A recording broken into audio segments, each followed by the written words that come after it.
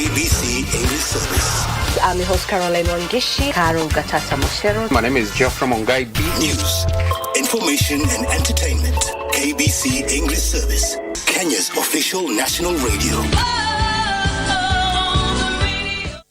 1 year in office, 23 ministries. Time to review the journey in implementing the bottom-up economic transformation agenda. What is your assessment of the government's performance? Will they ace the performance test? Tune in to KBC News at 9 p.m. for the government scorecard. Vijana chapakazi wenye nguvu za ziada. My youth, uko na talent ya kusing, spoken word, kucompose jingles ama any other unexploited artistic talent. Gava through Ministry of Information, Communication and the Digital Economy na KBC sasa wame come up na project ya kupromote usanii called Studio Mashinani. Hizi ni studios ziko grassroots and they are fitted with high quality state-of-the-art equipment where you can produce quality audio and video music content for free. What's more, wanaoffer mentorship na talanta yako itakuwa promoted on KBC Channel 1 TV, Y254 na radio stations za KBC. Tembelea Studio Mashinani huko Comarox, Langata, Sauti House Mombasa, Kirwara huko Gatanga, Kitui next to Manyanyoni Chiefs Camp na Kisumu City wako hapo KBC Station. Usilalie talent. This is your chance to commercialize and popularize your talent through Studio Mashinani. Taking NYS to greater heights by re-engineering the institution as a mandatory leadership college. Join us this Wednesday, the 25th of October 2023 at 11 a.m. as the Cabinet Secretary for Public Service, Performance and Delivery, Honorable Moses Kuria, unveils a program geared towards building the future of the youth in Kenya, live on KBC Channel 1 and its affiliate digital platforms.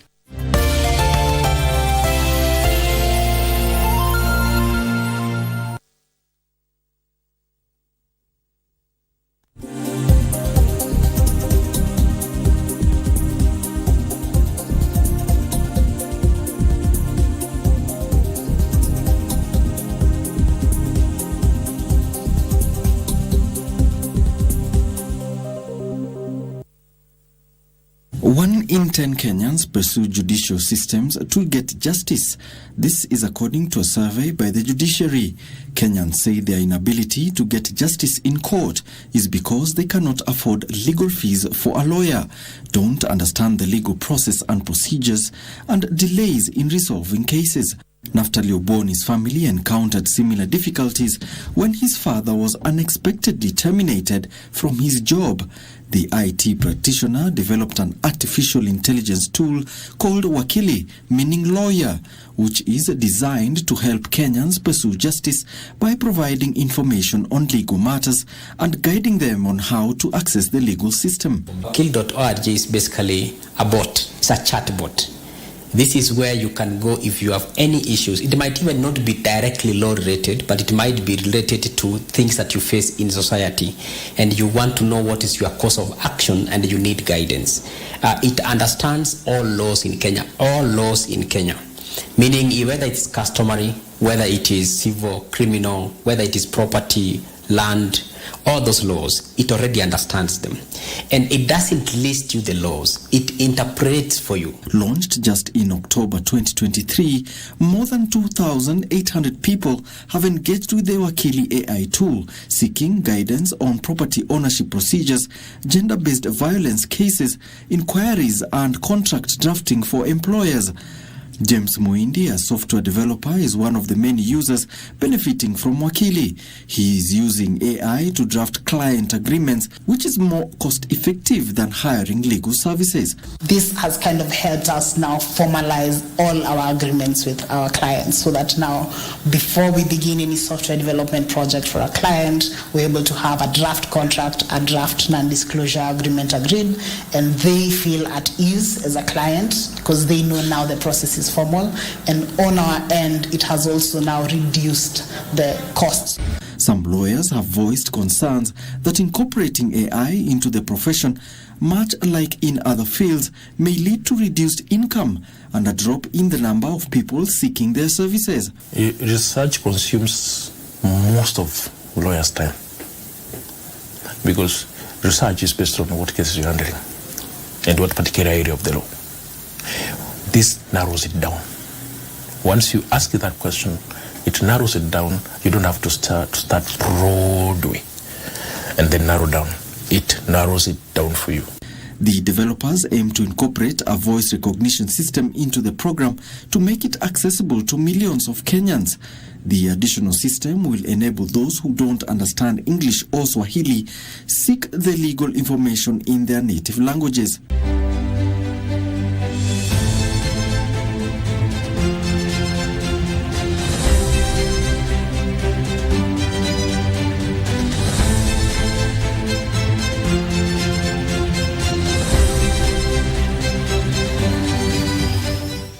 Born on 21st July 1935 in Ishamba at the foot of Taita Hills, Eliud Timothy Mamunga built himself a reputation as an astute politician, adept at navigating the choppy waters of government. His political career began in 1969 after he contested and won the Voi parliamentary seat. In 1974, he was re-elected and appointed by President Jomo Kenyatta as the Minister for Water Development. During his 2-year stint in the ministry, Mamunga spearheaded projects that included the construction of the country's first dams, water supply schemes for urban areas, and irrigation schemes that boosted agricultural production.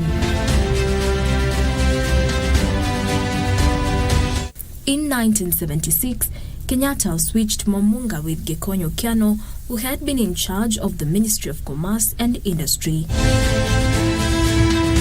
In 1979 general election, Mamunga recaptured his Voi parliamentary seat. In spite of an uneasy relationship with Moi due to his links with ministers and businessmen close to Kenyatta, Mamunga was reappointed to the cabinet as Minister for Information and Broadcasting. In 1983, however, he fell out with President Moi, marking the beginning of his exit from government. In 1988, he was sacked as the Minister for Information and Broadcasting and later dethroned by Adiel Kachila as Voi MP. Many MPs perceived to be anti-Moi lost their seats. As the national purge continued, Mamunga lost his chairmanship of the Taita Taveta Kanu branch and was later suspended from membership in the branch. In 1992, however, Mamunga joined Kibaki to launch the Democratic Party after the constitution was changed in 1991 to allow multi-party politics. He was named the DP Coast representative, and he played an active role in popularizing the new party. However, the division in the newly formed opposition parties made it difficult for them to win the elections. Mamunga himself lost in the Voi parliamentary election. He then retired from active politics and retreated to Ishamba to concentrate on business and farming.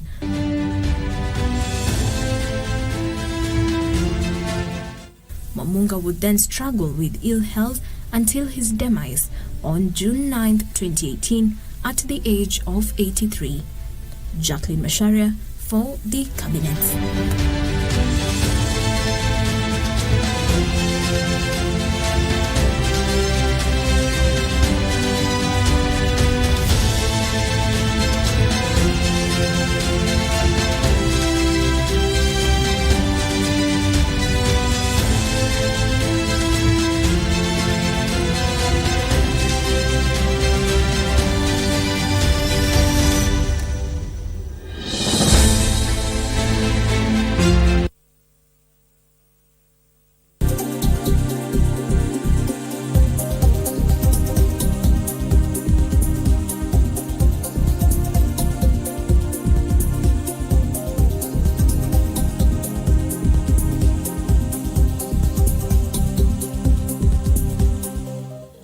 Well, it is 14 minutes past the top of the hour. Welcome to News Check on this, the 24th of October 2023. My name is Abdiaziz Hashim. This particular morning, we're giving precedence to the anniversary towers. The reason as to why we are considering this particular topic this morning is that there are two key areas that are missing: a member of parliament as well as a member of the county assembly. We'll be discussing that and so much more during the next over 1 hour or so. We do have our guests here with us, and some are on the way, and of course we'll be conversing that particular retrospect of the Independent Electoral and Boundaries Commission. Now, as the reason as to why we're discussing this particular topic is that we do have the bipartisan committee, which is the National Dialogue Committee, comprising of Kenya Kwanza and Azimio, which in their stalemate have halted the process of appointing new Independent Electoral and Boundaries Commissioners, IEBC, since Chebukati and the team left that particular anniversary towers. That's why we are asking you this morning, is there a constitutional crisis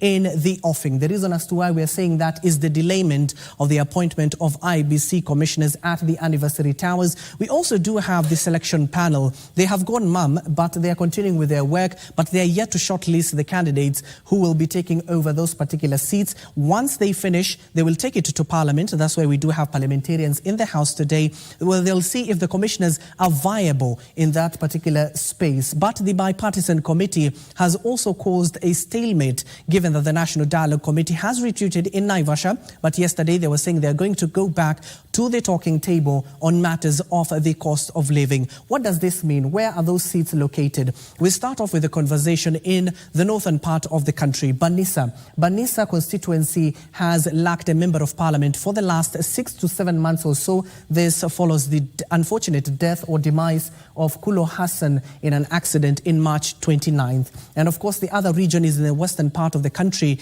in Kisa Ward in Kakamega, where their MCA was stabbed to death. That is Stephen Maloba. He is the person who left that particular seat vacant. But those are just the two areas that we're focusing on this particular morning. And with IEBC not in place, what does this portend? Not just, given that we are asking, it could be portending for a constitutional crisis, but what does the Constitution say about if a member of parliament has been deemed incapable of carrying out his mandate or unfortunate demise of that particular legislator? Pursuant to Articles 104A and 103A of the Constitution, as read with Section 16.3 of the Elections Act 2011, it is notified for the general information of the public that the seat of the Member of Parliament of the National Assembly, that is in Banissa constituency, elected under Article 97(1)A of the Constitution, on the 29th of March, was declared vacant after the demise of that particular legislator. This was just a Gazette notice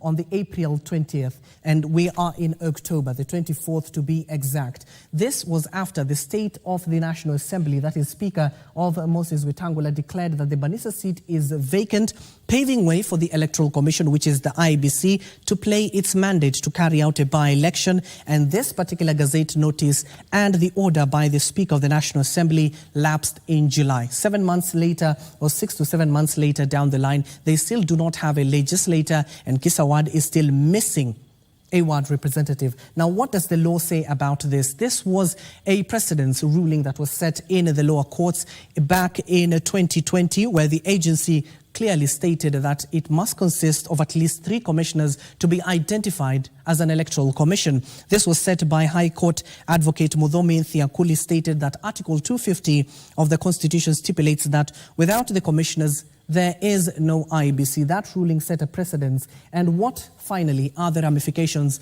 of not having a legislator in place and a ward rep in place? We do have the delayed consequences of the bursary deployment for students who depend on bursaries from the national government, and constituency development funds might miss their learning. Those are the ramifications. That is what we're discussing this particular morning. A crucial topic that was kick-started by a group of legislators in the northern part of the country, stating that they will table, that is today, on Tuesday, the 24th of October 2023, amendments to allow IEBC to conduct by-elections despite not having IEBC commissioners. Is that feasible? Will that happen? That's why we do have our guest this particular morning, all the way from Mosop. He is Honorable Abraham Kirwa. Mheshimiwa, welcome to the set. Thank you, Madi. Mheshimiwa, let me ask you that first particular question. How crucial is a legislator, given that you can see an area like Banisa has been missing a legislator for 6 to 7 months? It is very, very crucial. It's a topic that really needs to be addressed for sure, because the constituencies rely on their members of parliament. It is very, very crucial to have a member, because the reason why we go to parliament is to represent the needs of the constituency. And so the law specifically states that in case of a death, or just in case the seat is declared vacant, the IBC is supposed to immediately gazette it and then immediately go into action to just set the date for the election. Yes. The unfortunate part that we have now is that we don't have a quorum enough in IBC to be able to address those matters. So the people who have lost, Vanessa now, for example, they've lost their member of parliament. There are so many things that needs to be done. Like now, I just came from the constituency this morning. Yes. I was there throughout the whole week, and people came to me, asked me of various issues that they need, especially bursaries. Right now, we are dispersing NGCDF so that we can build the classrooms. We have roads, we have carer. So there are so much that is at stake for that particular constituency. It is holding a lot of things behind. And as such, it is truly unfair, and it is truly unjustified for a constituency to have stayed for 3 to 6 months without a member of parliament. Now, the constitution is clear that you cannot actually proceed and do a by-election without a complete team in IBC. Yes. But at the same time, it should also provide a situation where they did not foresee a situation where there will not be enough quorum of 3 or 4 commissioners to be able to meet that quorum. As such, I think Parliament, as we will probably sit down this week or next week to discuss this matter, because now the bipartisan talks is going on. Yes. They've not come to agreement as to really way forward on this issue of IBC. But if it continues like this for another year, is the country going to be in limbo? Something needs to be discussed and agreed upon, because both sides the opposition and also the Kenya Kwanza agree that we need to come up with the members of the team of the IBC. The unfortunate part is there are so many other things that is tied into this discussion. But if it was only IBC, I'm pretty sure by now we would have come up with a solution, we would have come up with the names, and we would have passed those names to continue with the election. But if it continues, it puts a country in a constitutional crisis that is going to be a big problem as we move forward. That many of us need to think and say, now in the future, because nobody foresaw a situation where we are not going to have enough people to run the IBC. IBC is still there, but the commissioners are not there. So as such, my suggestion, and I think the president needs to address this issue urgently, and I think this is an issue that Parliament needs to talk about it and come up with a solution so that people of Banera cannot continue not having their member of parliament. Students who need to go to school should be able to receive their bursaries. The roads that needs to be done in that particular area, CARA needs to proceed on and just so. But right now, everything is at standstill, and the people elected are just wondering, what do we do next? So I think as a nation, we really need to come up with a solution so that in the future, we don't run into this crisis. Given that, Mheshimiwa, you do agree it has portended a constitutional crisis in this particular nation, but what does it mean for the people of Banisa? Let's say, for example, they have lost a legislator for the last 6 to 7 months, leave alone the ward representative in Kisa ward in western part of the country. But is there a way for the neighboring constituencies, which do have a member of parliament, to be aiding the people of Banisa? Unfortunately, the law does not allow, the constitution does not allow that one member can actually be a member of 2 constituencies. Helping out, Mheshimiwa. Helping, it's even helping out. It's like now, a father passes away of one home, and then now you are going to ask the father of the other home to be now the father for the time being until they get another father. It does not. The constitution does not allow that you share constituencies or you share the responsibilities. Maybe it would be a new thing that will be started, but as of now, it does not really allow a member of parliament to go to another member of parliament constituency to take care of the responsibility. Now, the national government will have to come up with a way, because like NGCDF, we'll have to find a way, how do we disperse this money? Assuming like Mosop, we have 192 million that we do receive from the national government, and that needs to go to bursaries, some of them needs to go to classroom construction and many other things. Now, There is no other member. The member cannot come and decide, now, let's agree and sit down with your committee so that we can disperse this. Because it's only the people of that particular constituency who understands the needs and the issues of that particular constituency. Yeah. So it is a constitutional crisis for sure. And it is, 3 months is too long. 6 months is way too long. 7 months now is becoming too much for a constituency to continue running without a member of parliament, without a solution from the national government. People are crying and asking the government, what do we do? And I think it has to be an emergency issue that we need to constitute IBC. We need to have, because what is so difficult really in agreeing and coming up with those names, we just go ahead and pass it and we just move on. It is very unfortunate that as a country that has developed this far, we are still on this particular issue, teething on the issue of coming up with the names of IBC, constituting a team. We have brought so much politics into the constitution of the IBC commissioners to a point that it is giving us a problem as a nation. And given that, Mheshimiwa, we saw the Speaker, given that you were in that house as well when he was giving that particular ruling, it was in July that the 90 days lapsed, and when the legislature passed on March 29th. But what else can the National Assembly do? Can it introduce amendments to the current acts of the Electoral Commission? National Assembly is limited. Of course, like you saw, the Speaker of the National Assembly was able to declare the seat vacant. And then now the law says within 90 days, we'll just go to elections. He did exactly what the law says. Now, unless we bring an amendment, unless a member brings an amendment and says, okay, we need to look into this issue so that we can amend, so that in such a time as this, that we don't have a quorum on IBC, who is next to be delegated to run the issues of the IBC? Can we continue with an election? Can we carry on an election without a quorum of the IBC? Because anything can be amended, anything, because Parliament is House of Laws. We sit down, we amend laws, we make laws. And as such, Parliament has that power to sit down and deliberate and discuss until they come up with a solution. Of course, some of the issues will need a referendum, but some of the issues can be discussed and resolved within the Parliament, so that we don't have a crisis like what we have at the moment. And of course, if you're just joining us, we're discussing if there is a constitutional crisis in the offing, given that we do not have IBC commissioners at the anniversary towers to conduct these by-elections in two key areas, in Banisa constituency and in Kisa East Ward in Kakamega County, who lost their members of Parliament as well as a ward representative due to tragic accidents. What does this portend for the country? That is what we are discussing this particular morning. I do have Honorable Abraham Kirwa, the Member of Parliament for Mosop, to look at the legislative agenda on that particular issue. We also do have Leonard Chumo, a policy analyst who has just joined us. Let me rope in now Leonard. Leonard, good morning and thank you for making time for us. I will just be coming to you in just a few. Just give me a moment to update our dear viewers. We do have also our reporters stationed in various parts of the country to be bringing us up to speed in various quarters. We do have them at the corridors of the Augusta House in various committees,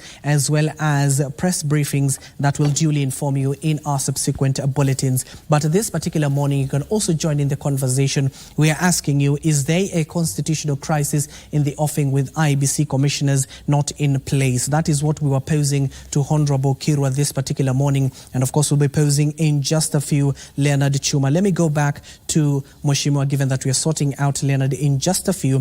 Mheshimiwa, we're talking about a ruling that was set by the corridors of justice. It was High Court Advocate Muthomi Nthiankulu who stated that Article 250 of the Constitution stipulates that without the commissioners, there is no IBC, and that the agency must at least have 3 commissioners in place so that a by-election can be conducted. And to the hot issue of the boundaries delimitation, besides the by-election, Mheshimiwa, we're also looking at the boundaries delimitation that are yet to be conducted by IBC, and we do understand there are deadlines by next year. What does this portend? Will we be seeing other constituencies evaporated due to IBC commissioners not appointed in time?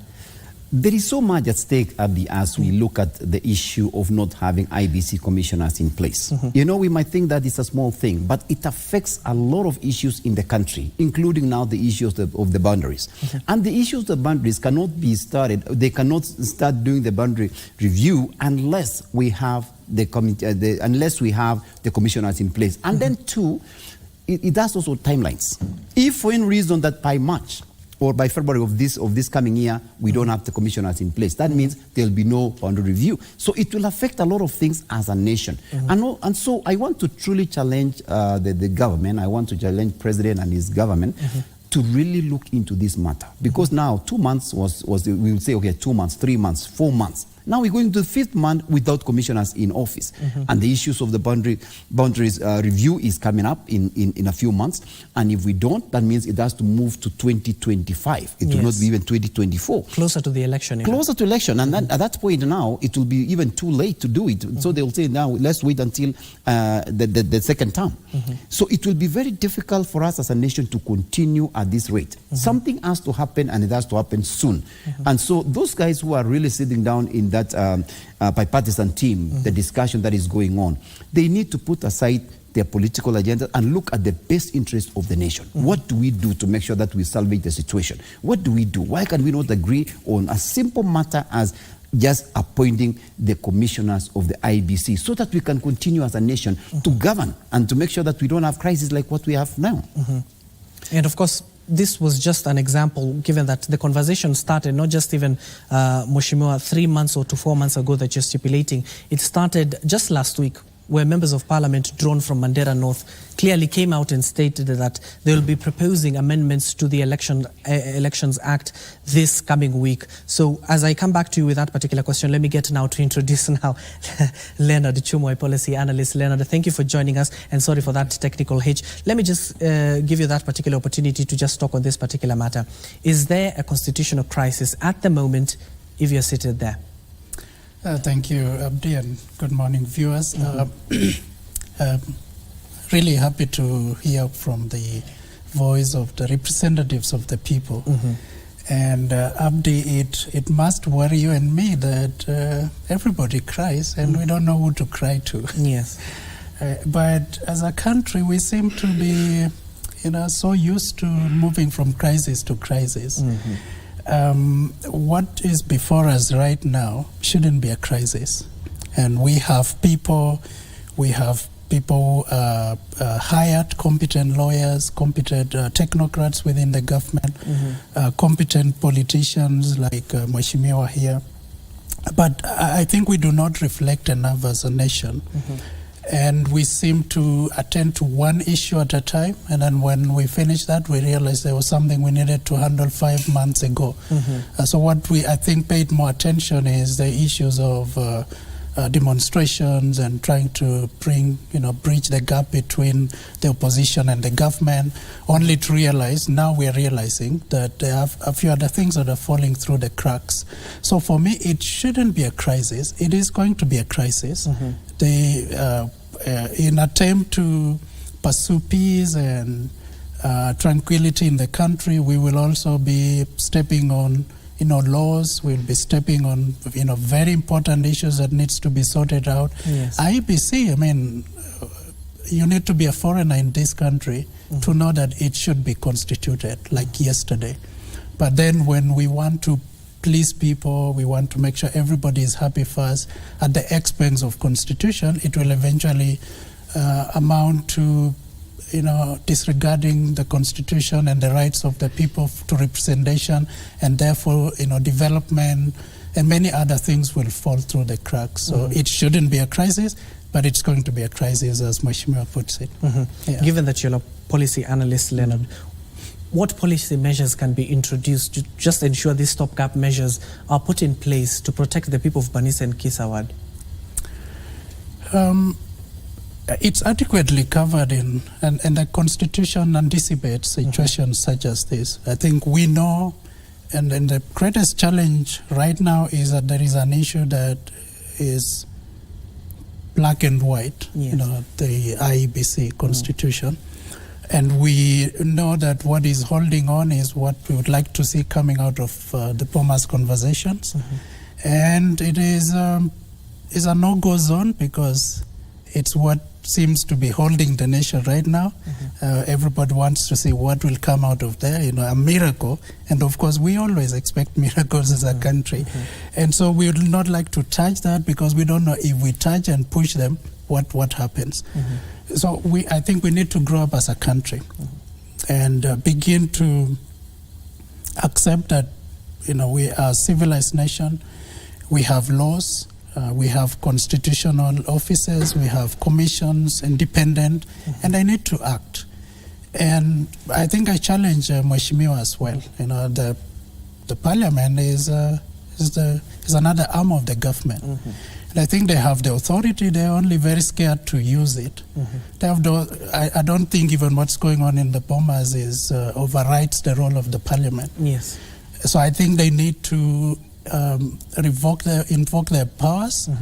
If they need to make certain immediate amendments to address what's emerging, to take care of by-elections and other things that are likely to come up, I think I challenge them to proceed and go ahead. It's not a policy issue. It's just a people representation and courage issue. That's why Mashujaa was asking you earlier. Members of Parliament drawn from the north, led by Mandera North Member of Parliament, that is Bashir, clearly stating that they will be bringing amendments to Parliament. Is that plan feasible? Can they change the current act we do have in the Constitution? I believe, Abdi, that's possible. Anything is possible if we sit down and we discuss. Especially now on this issue where a whole constituency has been going for about 6 to 7 months with no member of parliament. I'm pretty sure that the rest of the members will look into the matter seriously, because we will also now think in the future, supposing this happens in 2 or 3 constituencies, and we end up losing a member. So what happens? And there's no IBC.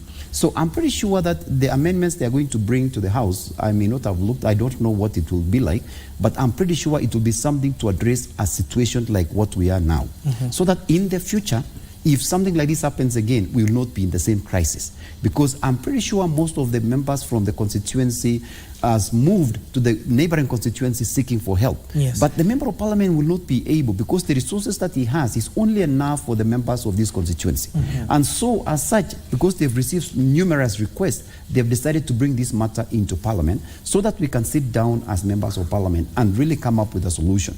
But at the same time, this matter of IBC needs to be addressed as an urgent issue. As members of parliament, it is something that we are going to discuss. What has taken so long that these bipartisan talks have not really addressed the issues of why don't we separate the issues. They are the issues of creating the position of the Prime Cabinet Secretary. They are the position of elections we are discussing. They are the issues of IBC. So why don't we just choose and say, okay, let's just deal with an issue until we just complete it, so that now as the IBC commissioners are being nominated, and also the whole team will be put together, then we can discuss these other matters. It might take us a year, it might take us 2 years. I have not been of the support of these bipartisan talks, by the way. For 2 reasons. One, after the election is over. Whoever won has the right to continue to govern the country. But going back to the table and discussing as to what can we do, having a bipartisan talk, so that we can share the government, so that we can just bring people through the back door to just be part of the government, I don't support it. It is not democracy. It is not. I don't know of any country in the world. You just look at first world, like the U.S. When Biden won, whoever was competing with him decided now is the legitimate president. We all come together, we support, and everything moves on. But it's only in Kenya where after every election there is a bipartisan talks, because people who lost wants to be part of the ruling government. There is always an opposition leader, and there is always the president of the country. And as such, we have to agree that way. As much as we are saying, the president suggested, let's create the position of leader of the opposition. I agree with that. And that could have been created through parliament. We didn't have to have a bipartisan talk. That position could have been created, an office could have been created, a budget could have been put in place, and we didn't have to go back to sit down on the table. But the issue of IBC is so crucial that it should have been dispensed with long time ago, and right now the commissioner should be in office, by-elections should have been done, and we will not be discussing this matter now. But because we mix so many things together, now we end up in this crisis where we are trying to figure out what do we do. To a point now the members are coming to parliament to say, can we amend the constitution to find a way on how to meet the needs of these people until the constitution or the constitution of IBC is done. So I'm for the idea that yes, bipartisan talks, but I don't support these bipartisan talks. I've never agreed with it in the first place. It's a waste of resources, it's a waste of time. But now we are in a situation that we really need to come up with a solution, and as such, let's come up with a solution first with the IBC so that we can move forward. And Leonard, to that effect, the bipartisan committee Mheshimiwa is talking about, they had agreed that the selection panel should go ahead with carrying out its mandate. Given that the selection panel was even put in place before the National Dialogue Committee was put in place, they had already conducted interviews. They're just waiting for the go-ahead. Should they continue with their work or wait again for the committee to write its report and table it before Parliament? You know, Abdi, when you hold a nation at ransom, and that's where we find ourselves as a country, where we seem to be in debt to someone, you know, the political elite, political leaders. So we seem to have put everything on hold, you know, to anticipate that there are better outcomes that will come out of Bomas.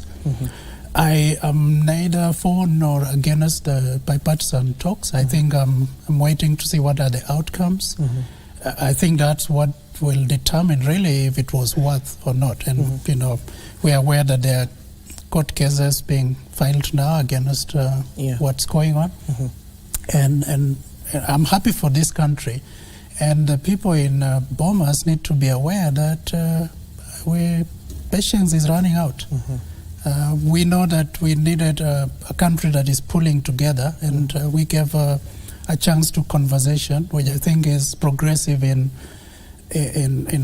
terms of leadership of a country to bring, you know, warring sides to a table and resolve a conflict is good, but there must be timelines, and those timelines need to respond to emerging issues, to you know, the context of the country where we are, and so really for me, I would urge and agree with Mheshimiwa that the issues needs to be separated and needs to be prioritized in terms of urgency. We will be very unsurprised that some of the outcomes of Bomas are very irrelevant. They would be talking about position sharing of power and so on, which would interest the people who are right now in that conversation. But the people outside here are looking for how does it affect governance? How does it affect representation, economics, you know, education and things like that? And if it really doesn't have anything to do with that, they better forget about it. And those are outcomes, and Kenyans need to have good memory. And the BBI took so long in terms of preparation, but took very short time to say it's going nowhere and it's useless. So if they take too long and isolate themselves from the people and the reality of what's going on, including the by-elections that should have happened, you know, already a long time ago, they will find themselves in the same quagmire where what they find out or the outcomes of those conversations will not be relevant to the context and the needs of the people. And so I think they need to listen. They shouldn't sit there for too long. But what do you expect when, you know, the leader of the majority is leading? You know, he's supposed to be leading the conversation at the Parliament, at the National Assembly, but he's now leading that, and it's of interest to the President, the leader of opposition, or Azimio leader, and that seems to be where the eyes are watching. So they would rather spend more time thinking about the outcomes there than what issues people are going through.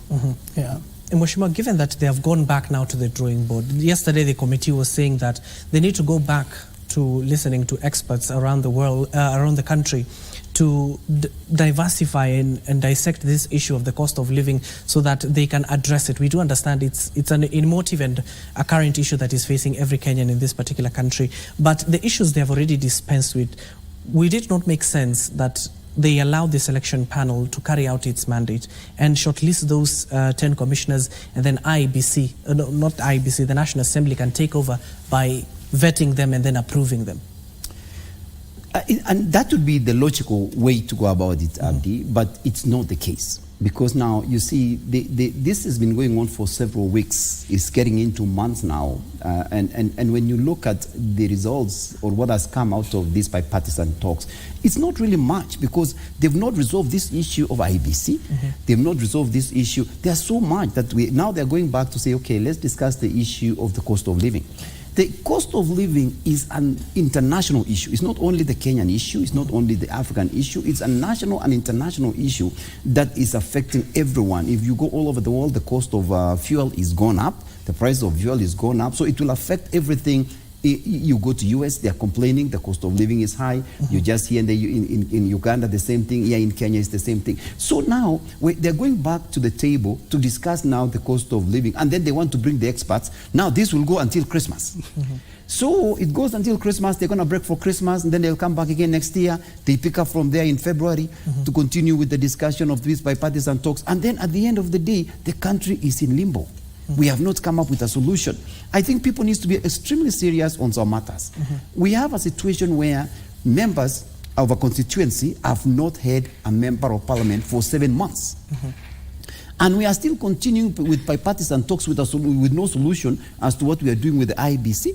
So, I'm challenging the leadership to take it very seriously. And I want to also encourage these members who are bringing this bill to Parliament so that we can look into amending, so that at least the people of the constituency will get the representation, so that they can get the services. Students will be going back to school. How are they going to get the bursaries? How the bursaries will be dispersed without the signature of the member of parliament? There is so much at stake. So we need to look at the priorities, what actually matters and what does not matter. We can discuss the issue of the cost of living for the next 1 year. And, we all agree that Kenyans are going through a lot of struggles now. The circulation of money in the country is low. The economy is not doing as it should. And the president has tried and he has done his best. He just came back from China. He just came back from the US trying to reach out for investors and figure out how we can get the money.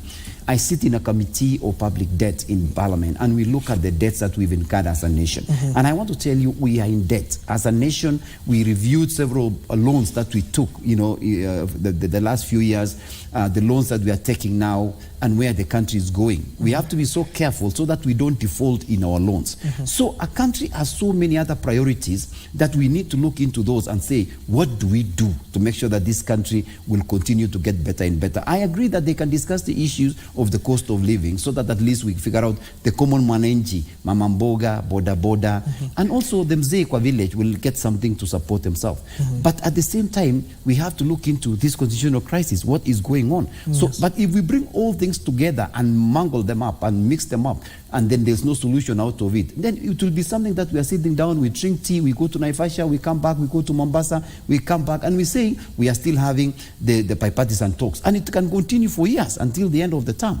But there are things that needs to be addressed, and one of them is this issue that you have brought up, the issue of IBC that needs to be constituted. We need to go to by-election so that at least people will have their MCA, people will have their MP, and many other things, the issues of the boundary review that you have mentioned. So we need to see the priorities. We need to see the priorities. As much as the cost of living is a priority, but this one now of the IBC is even number one on the list that needs to be dispensed with. And Leonard, we have witnessed various reports that have been created in this country. We do have the Kriegler report and various other reports tackling the issue of electoral disputes after every electioneering period. Do you think now the bipartisan committee with their report, it will be like a silver bullet to that particular issue? Abdi, I would like to say categorically that timing is everything in conflict resolution. If the gentlemen who are and ladies who are pursuing the conversation to bring the country together understand that time is of essence, I think we can get something out of it. The previous reports have attempted to resolve certain issues that affected the country at a given time. But when you take time and you're out of touch of with the reality on the ground, those reports come at a time when they're no longer relevant. People have moved on. So I would really again challenge that the prioritization of the issues under discussion is important. And there is no problem, the committee, to develop a series of reports out of the conversations. And, report on a certain issue and present it, and then proceed to handle others. But there was also a caution that we shouldn't bang a lot on this bipartisan conversation. Yes. It should restrain itself to providing a political solution for a political problem. The moment they begin to be the economic engine of this country, I think they're moving very far away from what they should be doing. We have better offices and institutions and commissions to handle cost of living, to handle boundaries, it's the IBC. Yes. If they want to overtake the roles of other people, including the parliament, I think they're going far away off. And speaking on the economy, given that we have also touched on it, I want to take you live to the corridors of the Augusta House for the first finance committee that is currently hosting the CBK governor, that is Dr. Kamau Thuge, who's appearing at that particular committee on insights on the decline of the Kenyan shilling against the dollar. Let's get to listen in the proceedings. In fact, for the first half of the year, we have agricultural sector almost growing by 7%. And for the first half of the year, we have the economy growing by between 5.4 and 5.5. In fact, let's say 5.5. And again, that is being driven by recovery in agriculture, but also the services sector continues to do well. And perhaps the only area that is still struggling is the manufacturing sector. And for the whole year, we do expect growth to average about 5.5.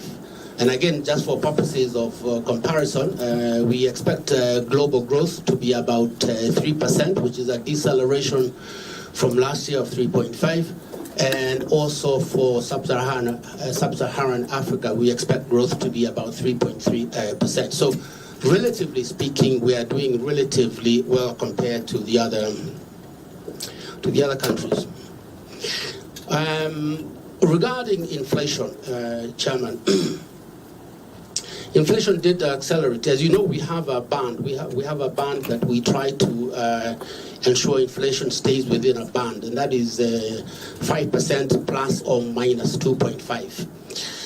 And for the first time in a while, in June of last year, we saw inflation go outside of that band. It went to 7.9.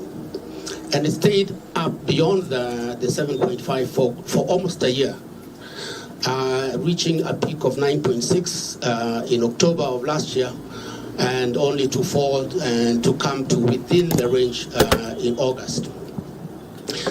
In September, we saw inflation at 6.8, so it is well within our target range, and that is why, as the central bank, we have left the CBR unchanged for the last two sittings, because it's within the band.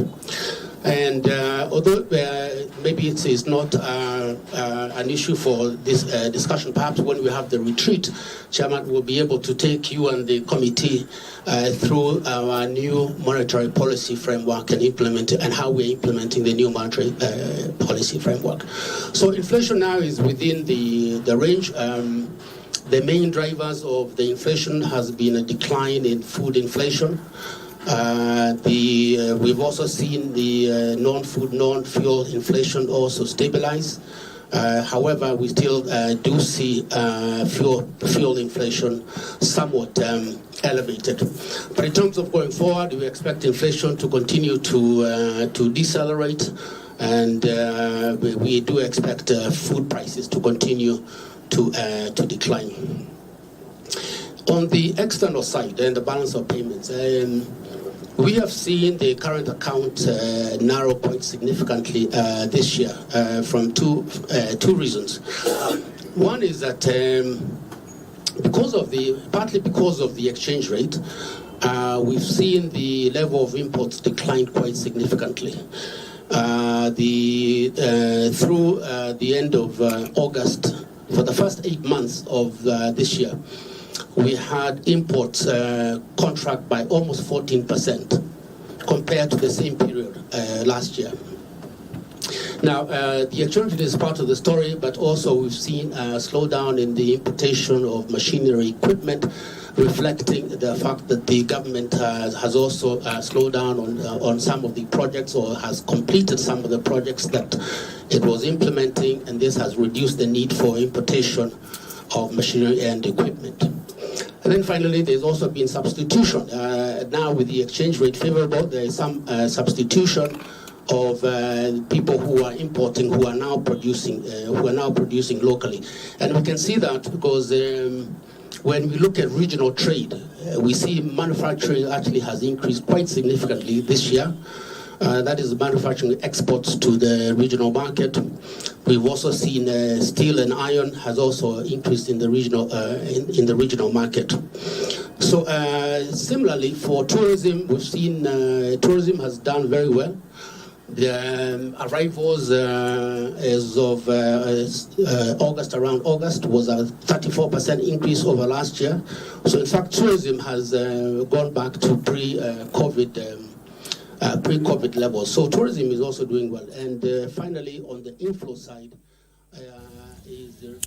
Well, that is the CBK governor appearing before the Finance Committee. That is Dr. Kamau Thuge, just giving the economic projection of this particular country, stating that the economy will at least reach a percentage growth of 5.5. He clearly also stated that we are doing much better compared to other parts of the country and the continent as well, and the global projection for the economic growth of the world itself will be projected at 3%. Given that we do have Mheshimiwa, let me just get your thoughts quickly, given that we have 5 minutes before we take our first commercial break. Mheshimiwa, do you agree with the CBK governor that we are doing well?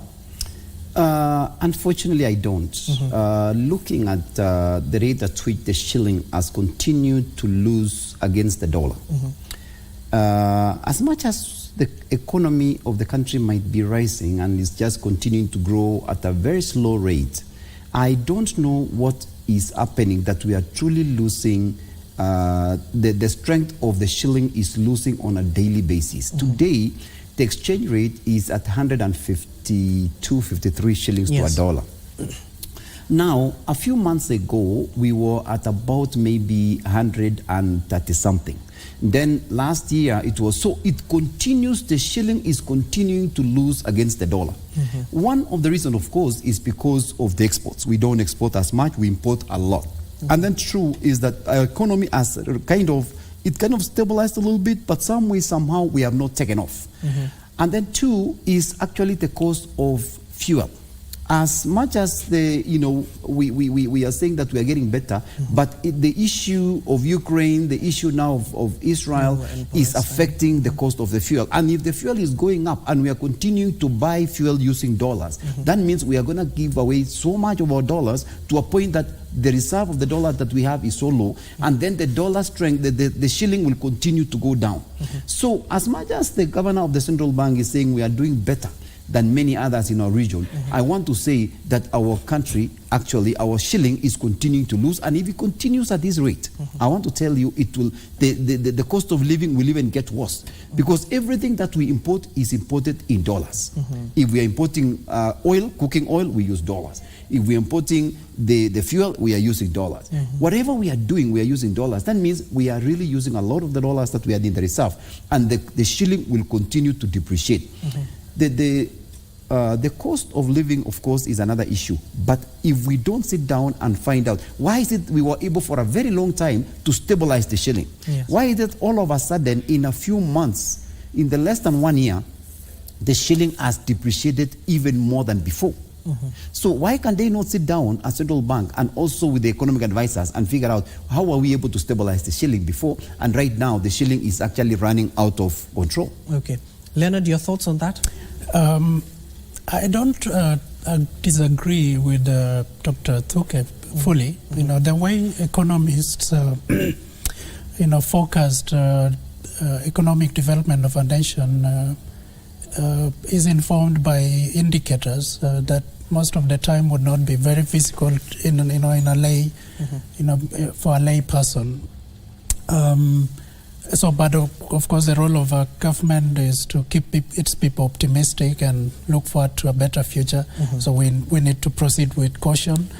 But there is a possibility that we are moving, not in the best speed, but we are making some progress. What derailed us a bit were the political issues that we had to go over after the elections. Yes. We distracted, investments, foreign investments, and so on. But there is a likelihood that we might actually be seeing better days coming, in the future. The dollar challenge is global. Even in the U.S. itself, the what you would buy with $1 a year ago, you can't buy with $1. So it's not a challenge unique to us. So I think we need to stay optimistic, but challenge our policymakers to be one step ahead of the game. Okay. Yeah. And of course, that was the thoughts of our guest this particular morning in regards to what the CBK governor was presenting before the Finance Committee. Our economic projection, he clearly stated, is growing at 5.5%, of course, with the declining Kenyan shilling against the dollar. But don't go too far. We'll be our discussion will be centering around the Independent Electoral and Boundaries Commission and the timelines. Will this portend a constitutional crisis? We have tackled the first bit, which was the by-election. Now we'll be heading over to a contentious area of the boundaries delimitation, which the NCIC clearly stated they do have disputes in over 20 counties bordering each other, from communal all the way to the minute resources that they are sharing amongst themselves. You can also join in the conversation at Abdiaziz Hashim 1 at KBC Channel 1 on all platforms. Don't go too far. We're taking our first commercial break.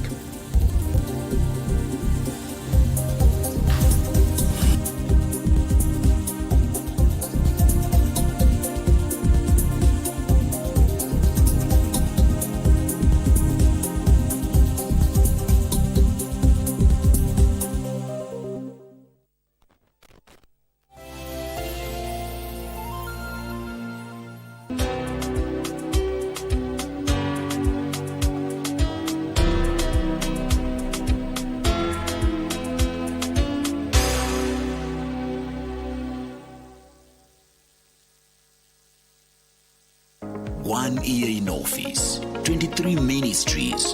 Time to review the journey in implementing the bottom-up economic transformation agenda. What is your assessment of the government's performance? Will they ace the performance test? Tune in to KBC News at 9 p.m. for the government scorecard.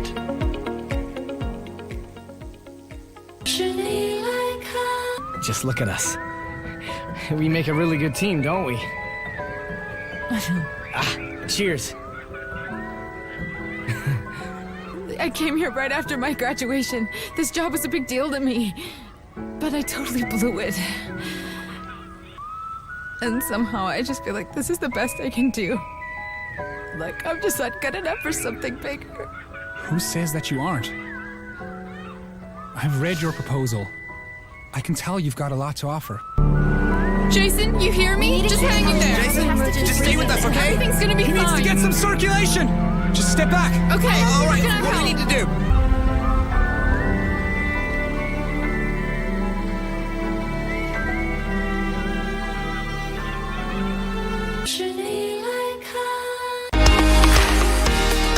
Taking NYS to greater heights by re-engineering the institution as a mandatory leadership college. Join us this Wednesday, the 25th of October 2023 at 11 a.m. as the Cabinet Secretary for Public Service, Performance and Delivery, Honorable Moses Kuria, unveils a program geared towards building the future of the youth in Kenya, live on KBC Channel 1 and its affiliate digital platforms.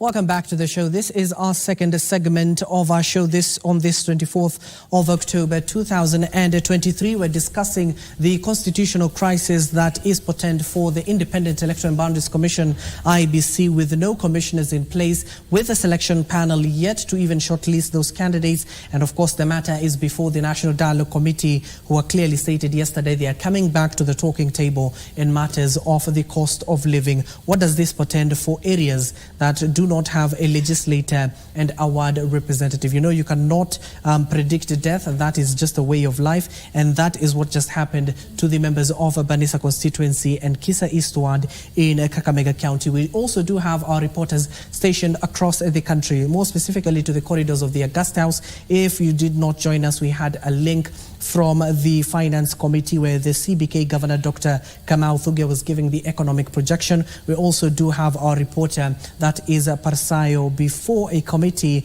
which is tackling matters of education and the uniforms that the students will be using. You do know that the Kenya Certificate of Secondary Education is still ongoing. Let me get this opportunity to reintroduce my guest this particular morning, Honorable Abraham Kirwa, the MP for Mosop, as well as we do have Leonard Chumo, a policy analyst. Gentlemen, thank you for staying with us. Now we go over now to the other part of this particular conversation. We are tackling the boundaries, the delimitation that is also supposed to be conducted by the Independent Electoral and Boundaries Commission. Given that it is an emotive issue, Mheshimiwa, you do know that members of Parliament have been talking about this, even some recommending to the National Dialogue Committee that we should increase the constituency. Let's start from there.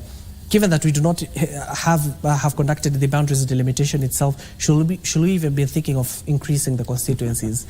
Thank you, Abdi, and thank you again, viewers, for this moment. I want to continue what I mentioned earlier, that we are really going and getting into a constitutional crisis where we have a constituency like Benissa, where now members of that particular constituency have not had a member of parliament for 6 months. We're going to 8 months. Now, the IBC is not constituted. We are talking of boundaries delimitation. There is no way that the boundary delimitation can be done without the IBC being constituted. As much as we wish to make sure that at least we reduce, like my constituency of Mosop, we have 7 wards. It covers a huge area. It is one of the constituencies that we had maybe proposed that maybe it needs to be divided into 2, and many other constituencies that truly needs to be divided so that people will get a fair and true representation. But the problem is we cannot do that because there is a deadline. If for any reason we don't have IBC commissioners in place by March of this coming year, there is no way that there will be any boundaries delimitation. And even then, there has to be, we have to go to listen to the people. We have to go to put a question as to what to be, as much as the members of parliament may propose, but you have to go back to the people to hear what they really want, so that now the IBC will put into the needs of the people, into this delimitation of the boundaries. But the problem now, as we mentioned earlier, is that we don't have people in place, we don't have commissioners in place, the system is not running. That's why we've not even managed to do the by-election. And for God's sake, if another date happens, that means we'll have to wait and we wait and we wait. And as such, and that's why I'm mentioning to you, that this issue of putting all issues together and just leaving it to bipartisan talks is not the best way. It has not been the best way. I've never supported it, and I don't support it. I think it's a waste of resources. But I want to assure you that as much as we want to wait on bipartisan, I want to challenge Parliament to take upon this particular issue, especially IBC, and come up with a solution that is going to address the needs of the people. And I look forward to this amendment that the members of Parliament from the north part of the country are going to bring to Parliament in the next few days or by next week, so that we will discuss this matter. I know that we'll be breaking for recess from tomorrow, after Thursday. But I want to be very. I want to believe that somehow we are going to come up with a solution. But the issue of the boundaries will not be even touched. It's not even going to come into the discussion unless we have the IBC commissioners in place. Boundaries delimitation, Leonard. You heard when the National Dialogue Committee was receiving oral submissions from even members of Parliament from various areas. They're saying that some of their constituencies are even big. We shall turn them into counties.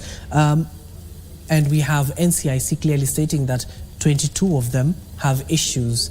With IBC not in place, how are people even going to share resources among those constituencies? So the question we're discussing here is one that the Constitution has anticipated, and the timelines are set forth in the Constitution, and the creation of the IBC and mandate to take care of boundaries delimitation is one that we cannot, debate. It's there. It's straightforward.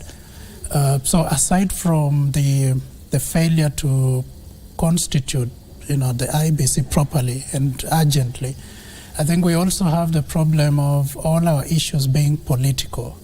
And right now, as long as the political class is satisfied and happy, they can take as long as they want with bipartisan conversation and other, conversations. It appears that the country, is held at ransom. So what's the role of the people? All of us like to point fingers, to the bombers discussion, to the National, Assembly and the Senate and the judiciary, but what's the role of the people, the civil society, the other independent institutions that cannot actually put pressure on IEBC, that they should be doing what needs to be done, or the presidency, the executive. I think they're always way out. The problem is we tend to over-rely on the political class, and in this case, even the political class seem to be disabled, and they're only relying now on the bipartisan talks, which is made up of a small clique of people. We are very much aware of what are the likely conversations and outcomes there. It will have to be things that please the political class, and maybe not necessarily the issues that affect people. So we need to put some pressure, and when I say we, I think it's the rest of us. We shouldn't leave it to the parliament. We shouldn't leave it to the bipartisan talks, and we shouldn't wait. These are things that are set out in the Constitution. The judiciary should rein in as well. The civil society, the common man, and a few people are now beginning to go to court and say there is an issue here. The constitutionality of bipartisan talks, or the crisis that is looming. What do we need to? And the courts are powerful as well. They can advise. They can even suspend the conversations. I believe so. They can suspend bipartisan conversation if it is not addressing itself to the needs of the people. But for me, I think my consolation is, as long as the political class are blinded and satisfied, it looks like the rest of us are okay, which is unfortunate. We have put all our treasures in politics, and we're not moving in the right direction. So we need to rise up, question the institutions that are created by law needs to work. They have no reason to be waiting for bipartisan talks. There are a dozen of other institutions right now that are not working because they are waiting for outcomes from bipartisan talks, which, as Mashujaa rightly puts it, they'll take their time. There's no longer urgency. There's no one on the street, and no demonstration, no tear gas. So they will take their time, and they're getting money. They're getting paid for it. And so there's no urgency. Yet we have people need representation. We have economic and urgent issues that need to be addressed. So it's a wake-up call for the rest of us, not to wait. Mheshimiwa, you can see the conversation now. We're getting to the root cause of this situation. It is purely politics. How can we cure our political system so that we can allow institutions like IBC to carry out its mandate? Abdi, I think what we need to do is to make sure that the arms of government, we have the parliament, we still have the judiciary, we still have the executive. Every arm of government needs to be independent and do what they are supposed to do. It cannot be only political side that calls the shots. It has also to be, the judiciary have to play its role, because now judiciary should have come in at this point and say, now we are running into a constitutional crisis. Something needs to happen, and they declare something. But at the same time also, the parliament, which is also a law-making body, they need to sit down and say now, for how long should a constituency like Banisa continue not to have a member of parliament. Can we come up with a solution to this issue? And then come up with a solution, amend, so that we don't run into, and anticipate a situation now like this, that if this happens in the future, should we run into the same matter again? So I think what will need to happen now is we need to be independent and actively participate as independent arms of government, so that this country will not be brought to a standstill as to we are all waiting to hear what bipartisan talks is going to tell us about IBC, what bipartisan talks is going to tell us about the position of the Prime Cabinet Secretary, what are they going to tell us? So there's so much. And then now you see they are saying we need to add more professionals. When you bring more people, now it means it will be more resources will be put into it, they'll eat more food, they'll sleep in more hotels, they'll spend more time. But if it was only a few people, this solution should have been reached long time ago, and would have moved on to other things. But we need to get away with these issues of bipartisan talks. We need to agree and just have a country that is functional, that is able to produce, that is able to move forward. Because look at first countries. You don't hear that there is a group of people sitting down and discussing what they are going to do with their IBCs. What are they going to do with the positions of Prime Cabinet Secretary? What are they? No, those things are already addressed in the Constitution, and they implement the Constitution, and the Constitution works.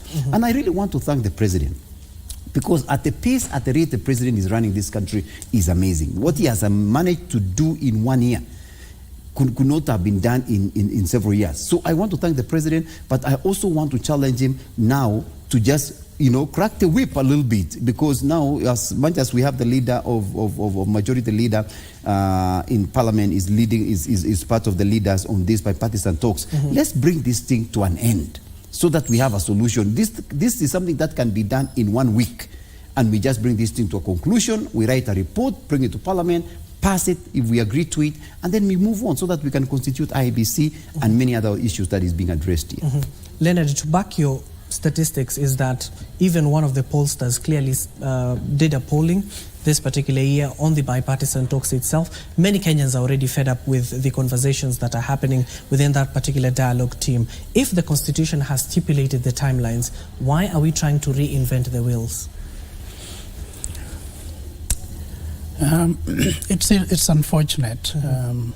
And for me, again, Abdi, I think I still expect more from our members of Parliament. They have an opportunity to provide leadership and not to wait and not to succumb to pressure. And it's about time as a country we lived within law. And once we put in place laws, we live by it. And what we're seeing now, even the demolitions and many other issues, they're emanating out of recklessness and our appetite that drives us to not to live within laws that we create ourselves for ourselves. If we respected the law and we were able to manage our appetites to live within the law, we would not have the issue with the IBC. And that's why I said it shouldn't be a crisis. It might end up being a crisis. It shouldn't be a crisis. We are creating it. But Abdi, I would also, just for purposes of educating ourselves, is not everybody is a loser in this situation. There are big winners that are going to benefit big time from this. In fact, the longer it takes, the more people will benefit. And it's in the interest of a number of people that this doesn't come to an end. If the outcomes, for instance, would suggest things like adherence to law or strictly professionally identifying people to occupy the positions at the IBC, then it means some of our politicians will lose their jobs in the coming elections. So it's not always in the interest of the people or law that certain things go the way they go. And we will not be ignorant that we will likely see, the bipartisan talk take their time, the outcomes will come, and then at the end of the day, what we will get out of it will be very marginal. It will not be surprising to me at all. I think what they need to know is that the people are aware. They will be put to task. BBI was put to task. this will be put to task. So they should not spend their time and hope that they will push through the throats, whatever outcomes they decide on the people of this country at this time in the age of this nation. This country has changed. People are silent, but one of the worst things dealing with the people that are struggling is that they never forget.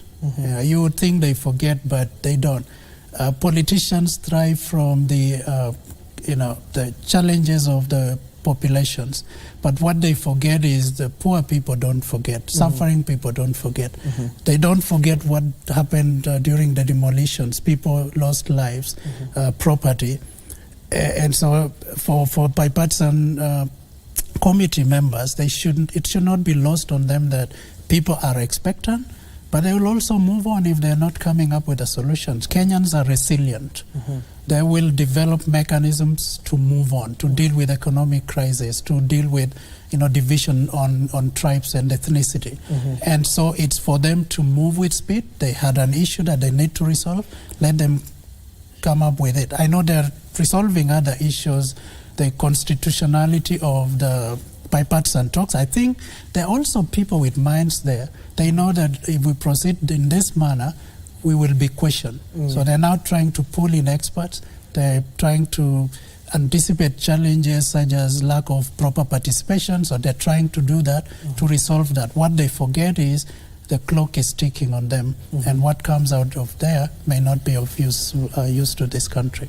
Indeed, time is of the essence. As I come back to you, Mheshimiwa, you do know that the ruling United Democratic Alliance UDA party will be having its national elections by December 9th. Should we be reading into that by then we shall have an IBC place, given that we hear members want the IBC to conduct those primaries? Thank you, Abdi, for that particular question. Let me just mention first about this issue of bipartisan. You see, we came up with this issue of bipartisan when the country was going through demonstrations. There was unrest in the country. There was so many issues about the cost of living, and so people on the streets. So they decided to calm things down. Let's just have a team from both sides, so that they can sit down and discuss 1-2, which they have done. I think this bipartisan talks is about to outlive its purpose. It is about to outlive its purpose, and if it continues longer than another 1 month, people are going to demand to be disbanded.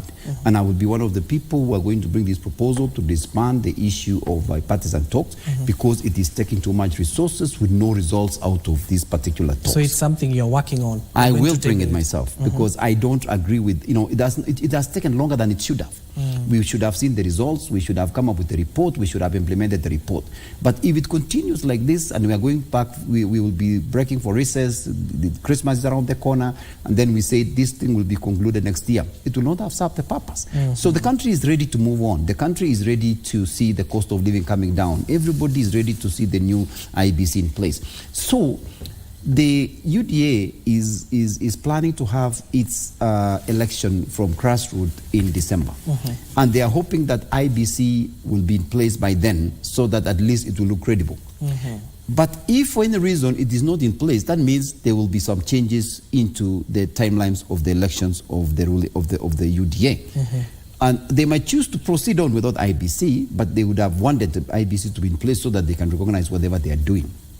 But my suggestion to this team, Kalonzo and his team, Ichung'wah, Majority Leader Ichung'wah and his team, to actually sit down and just call a spade a spade. Is this thing working or is not working? If this bipartisan talk is not working, then let's come up with a totally different team that is going to handle specifically the issues of IBC. So that a small team of maybe less than 10 people can sit down and conclude the issue of IBC. We just institute the IBC, the names comes to Parliament, we vet them, we agree or disagree, and then we move forward. But there's a selection panel, Mheshimiwa, in place already. There is, but they have not been given the permission to proceed on, because now this issue is being discussed at bipartisan talks, and that's why it's holding everything in place. Because if they give them the power and the permission, the selection team would have proceeded on. There are people who will apply, and the names will be vetted, and the next thing we'll just see the names in Parliament, and we agree and we move forward. This is something that should have taken less than a month or two. This thing is dispensed with. But some way, somehow, because somebody is making something out of it, somebody enjoys now the long lingering process of we need to go to Naivasha, we need to go to Mombasa, we need to come back to Bomas, we need to go back again and discuss the issues of the cost of living so that we can keep it longer than it should have. It is costing us so much as a nation. It is costing so many constituencies as a nation. It is costing us the issues of boundaries as a nation. So something needs to be agreed and move on. You see, the problem in Kenya is not the constitution. The problem that we have as a nation is the implementation of the constitution. Yes. There is enough constitution in place that actually addresses most of these issues. If we are able to read the constitution and implement, we would be in a better place. We will not be discussing this matter now because that is a matter that is already addressed in the constitution, and there will be people who are supposed to address those issues. But because we want to just go round and round and round, because we like something called power sharing. We want to just, we want to share the power. We want to just have Nusumkate. It is now some of the things which are non-issues, and it just holding us back as a nation, and development issues are continuing to roll back. But we need, Kenya is seen from outside and also in the region of Africa as a leader. And Kenya needs to take that position with pride, and also on issues like this, they should be on the forefront. So that people don't just look at us and say, we thought this country has really moved forward. Look at the issues they are doing on these issues of bipartisan talks. So we need to take a place as a leader. We need to show the leadership. We need to make sure that we implement the constitution that is already in place so that we stand tall as a nation and we'll be able to just lead the rest of the African nations.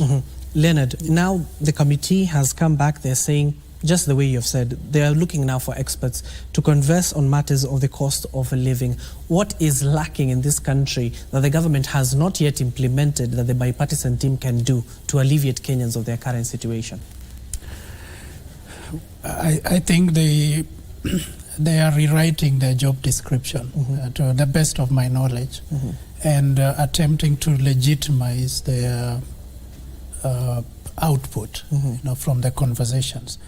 There could as well be a possibility that they may have made certain conclusions on the pressing matters, but they would like to sugarcoat it or insulate it so that it's delivered as a package. I mentioned earlier that I think economics and economic development should be a preserve of bodies that are competent enough, functions within the government and other stakeholders to drive that, rather than Honorable Kalonzo Musyoka and Ichung'wah. They have a mandate, of course, to provide guidance, policy framework, and advise the parliament and other bodies of the government to adopt certain priorities for economic development. But I think it's not the prerogative of a committee that was ad hocly created, such as the bipartisan talks. So again, the advice would be restrain yourselves with key issues that led to the creation of bipartisan talks, prioritize on those specific agenda, and then produce reports, in my opinion, issue-based reports. So if we have exhaustively tackled the issue of inclusion or positions within government or the leader of opposition, we can release a report specifically on that, and I believe it goes to the parliament for specific consultation and enactment of laws and so on. It shouldn't wait. They're holding everybody at ransom in weight of what might come out, which may not again be very useful. But emphasis on economic issues, it's okay for them to proceed and gather data as much. They might input that to the central bank or the ministries of finance and other departments. But for me, we shouldn't listen too much to what's going on there. But you're the media as well that are driving us crazy. I think you're covering too much of almost nothing. I think it's our mandate to cover that. As much as it might not be nothing, but we're entitled to cover so that you can listen and look at the matter but the itself. More you cover it, you're telling the nation to wait. There's something It is Big them. coming out of here. It is them. Yeah, hold on, don't cook, don't eat. There's something coming, and it's not coming. Yeah. And the country has been waiting, as Mashujaa said. It's a month, it's going to months. We've been waiting. This country needs to be commended also. The level of patience and concern for each other that we've seen, people withholding, saying, let's wait, let's give opportunity to conversations, dialogue. We can move as a nation. But then don't take advantage of that and forget about them as well. So economic issues needs to be handled by competent economic bodies within government and outside of government. The political class can address itself to the political issues, which may affect economics and other issues, but they need to address themselves to what is specifically expected out of them. And on that note, the first few months before they start, the technical committees from both sides were expected to frame those issues, those agendas, pick the points of Azimio and Kenya Kwanza. I just want to read what they had agreed initially before they even start conversing on the cost of living. On Article 43, the cost of living and related issues. On the Kenya Kwanza part, they are saying that Kenya Kwanza has a comprehensive policies to address the cost of living and other issues pertaining to Article 43 of the Constitution. Now, the Kenya Kwanza welcomes proposals from Azimio to enable the country to address the cost of living and other issues emanating from Article 43 of the issues. Azimio, on their part, they are saying that the conversation cannot even start after it should be a goodwill from Kenya Kwanza, that the Finance Act 2023 should be repealed in order for the two coalitions to agree on how to emancipate Kenyans from the high cost of living. Mheshimiwa, you had already debated the finance bill. It is now an act. It's being implemented not just by the National Treasury, but by the whole arm of the government. If this does not happen, are we going back to the drawing board? We're seeing an eventuality, members of parliament reconvening at the Augusta House, trying to debate again the issue of the Finance Act. Abdi, the Finance Act has passed Parliament, it has been enacted, the President has signed into law. It is just water under the bridge. There is no way we are going to go back and discuss the issues of it is moved on, and both houses of parliament, have already passed it. The both sides already was able to pass it. But these are issues now that we are talking about, that we are discussing a non-issue because it's already been passed, that's been agreed, it has moved on. But now these bipartisan talks, they want to go back to the table and say, let's look into the issues of Finance Act, something that has already moved on, and we know nothing is going to change. The issue that we should be really discussing, and I think Kenyans are very patient people. It is a nation that really loves peace. And so when they were told that there is a team that is going to sit down and they are going to address your issues, they were willing to say, let's give this chance to this team, bipartisan team, so that they can come up with something that's going to address all our matters. But really what Kenyans want to see, what are we doing to bring the cost of living down? What are we going to make sure that the cost of bread is cheaper? What are we going to make sure that the unga is lowered? Those are the things that people want to hear. They don't want to hear about who is going to be given an office, who is going to be given the power, who is going to... These people who are on the table are trying to discuss at some point. They wanted to see how they can just share the power. Because power is sweet. But at the same time, we need to look at the people. We need to look at the nation in general. Because people are crying, saying the cost of living is high. And I want to thank the President because he has truly helped to reduce the cost of the fertilizer from 7,000 to 2,500. He has set up the price of maize to 4,000 a bag. He has set up the cost of, coffee is now 80 shillings a kilo. The cost of the milk is going to be 50 shillings a kilo. So he has made sure that he's really addressing these issues of food, he's addressing the issues of cost of living. As much as the fuel is still high, and it is not his fault because it's all over the world. I mean, Uganda is doing the same. I just came back from UAE a few weeks ago, and even them, they are producing oil. Now, these are the people who are the producers, but things are still expensive and still going up in UAE, where you would think that now this is where everything is. So we have to agree that as much as we want to put our faith in the discussion of bipartisan talks, I want to warn Kenyans, it will not be the solution to everything. This team, sooner or later, it will be disbanded. They will have to come up with a report, and then the team will be disbanded and things will move on. We need to sit down as Kenyans and really come up with solutions as to what it will help us as a nation to bring the cost of living down. We go back. The issues that we used to see people putting the sufurias on their head, going to the streets, was not going to bring the cost of living down. Going to the farm, just making sure we grow maize, we grow beans, we just go back to the farming. It will help us now to bring the cost of living to come down. We need to become a nation that we are not importers, but we are exporters. We need to come up with a way, what can we do? Because we are importing, even including toothpick, my brother Abdi. Yes. Toothpick that can actually be produced in this country, we are importing. Matchsticks that should be produced. There are so much that we can produce as a nation so that we can bring the cost of living down. But we have become so lazy that we import almost everything. Rice that we should be growing, and we'll have enough rice. Well, now we're importing rice from outside. We're importing maize from outside. We're importing almost eggs that we are now running out of. We are bringing the eggs from Uganda. We are importing milk from another country.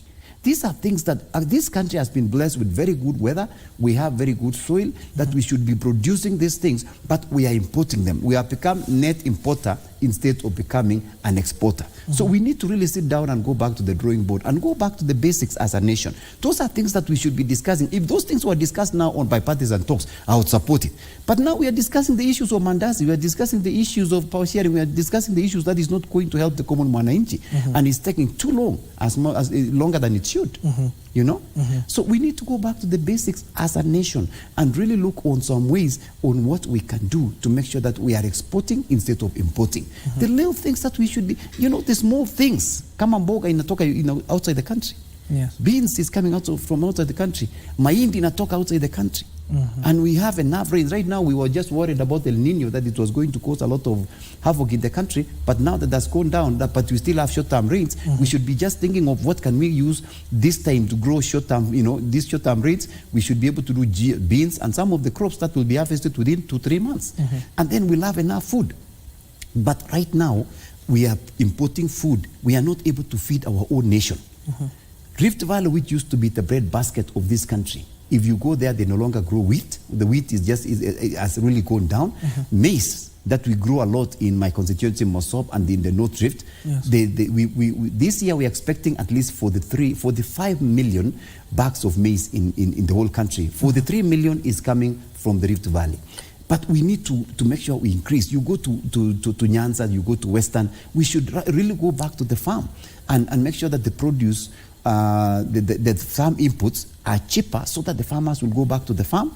We start producing, we start keeping the cows so that we have our own milk. But now we're going to Uganda to import milk because we have shortage of milk.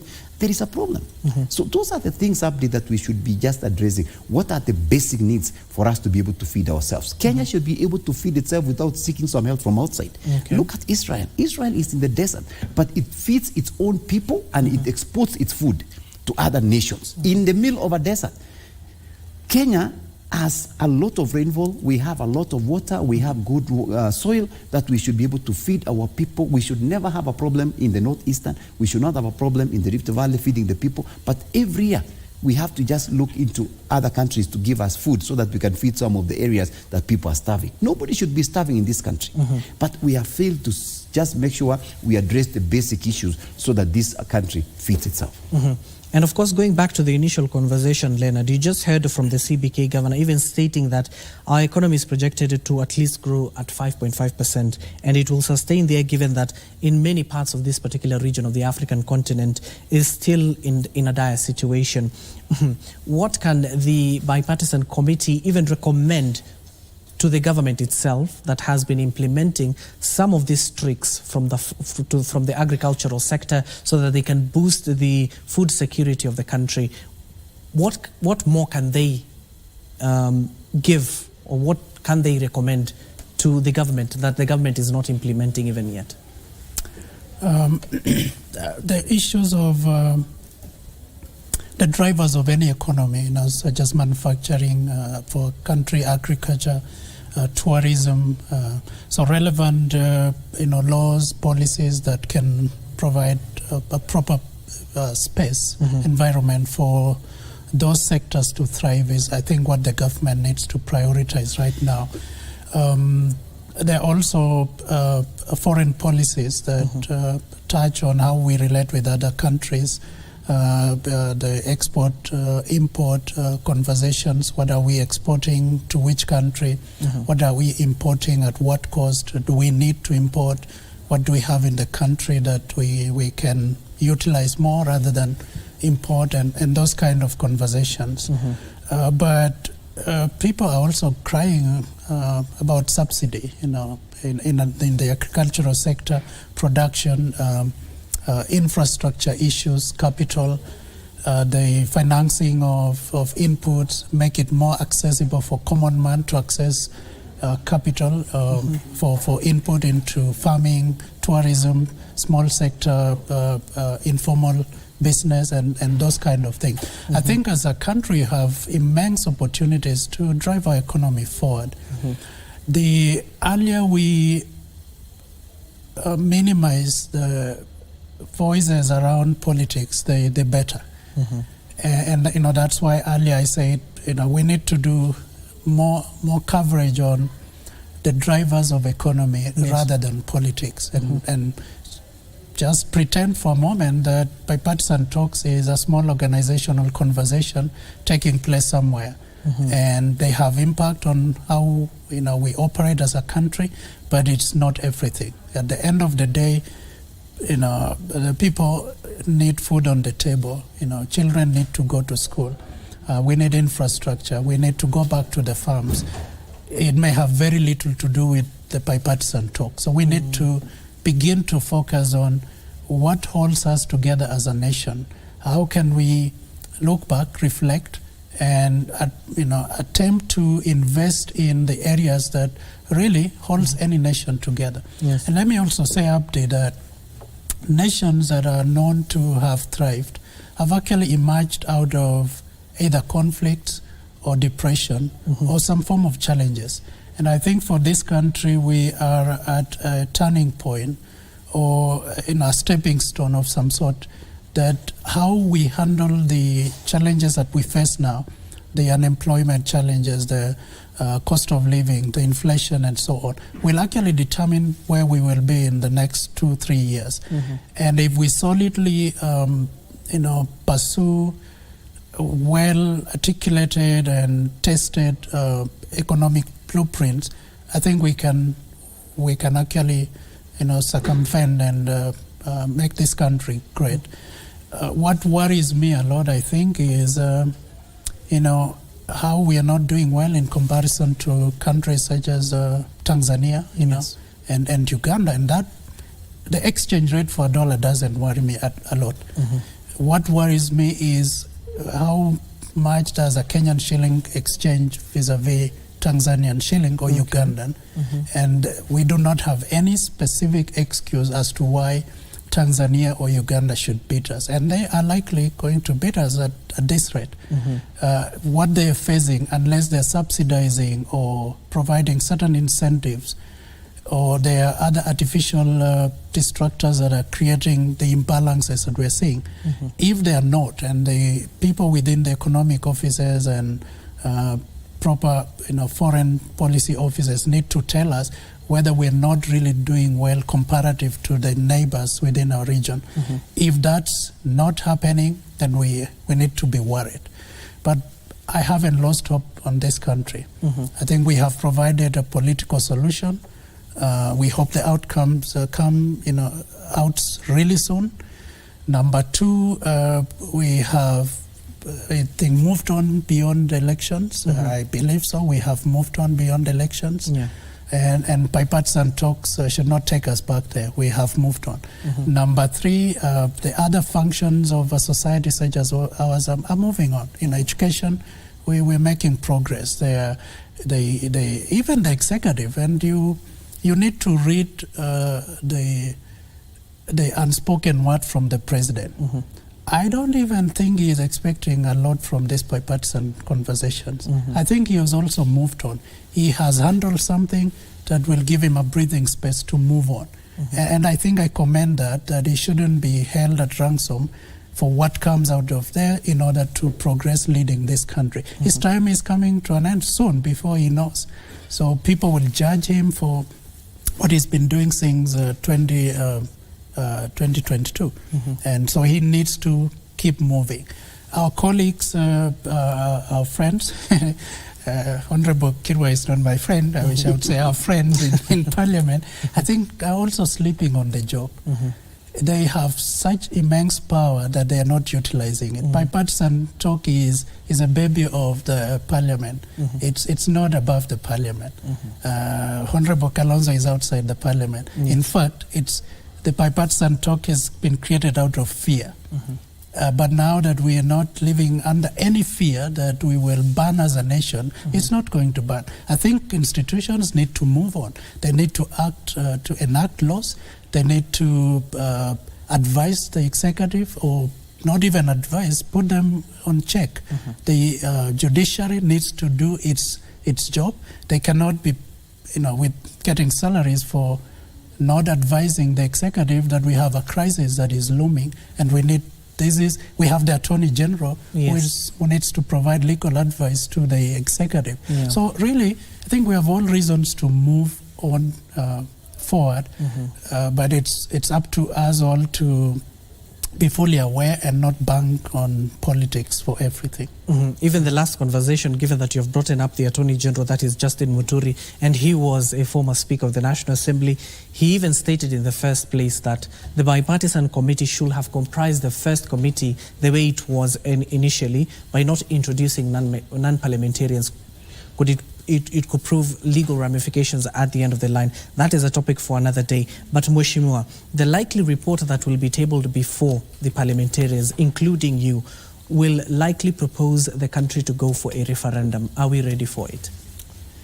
Abdi, like I mentioned earlier, the main reason why we ended up with bipartisan talks was because to calm down the fears and the unrest that was already in the country.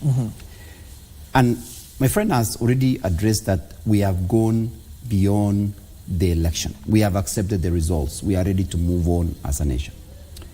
The report that is going to come out, and we don't know exactly what it will be. Maybe part of it will be a referendum. Part of it will be issues of creating these positions of, opposition leader, affirming the position of Prime Cabinet Secretary, and a few other things. But what I will be looking on this report is the issue of IBC. What have we agreed on the way forward on the IBC? The issue of the referendum, it is here or there. It's neither on here nor there. Because on what issues are we going to go to referendum? On the issues of what? To do the boundary review, to do the... So it will depend on... I'm going to wait for the report to be out so that we can actually look into it. But if we have to go back to referendum matters, it will pull us back. It will now, that is a political matter at all. Now we start just going campaigning again. We just finish a campaign. And so if we start campaigning now, we are going to campaign until the next election is here.